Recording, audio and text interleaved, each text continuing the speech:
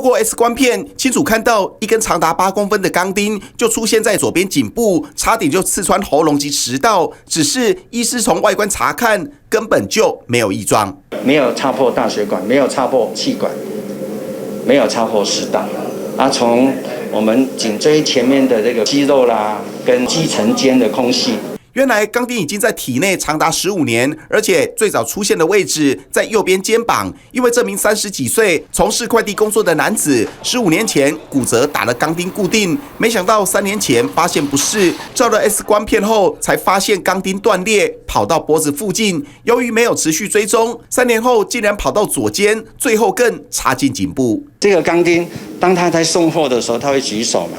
他举手这样可能长时间，他就慢慢移位了。他跟他职业有点关系。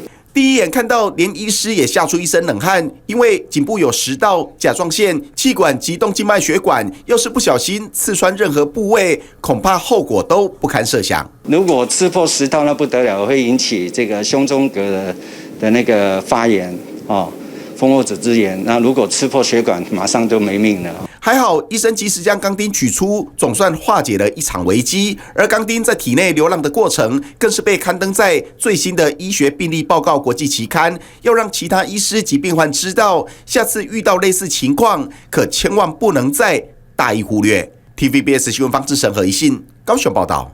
网上看新闻，请下载 TVBS App 或直接按订阅 TVBS 新闻频道。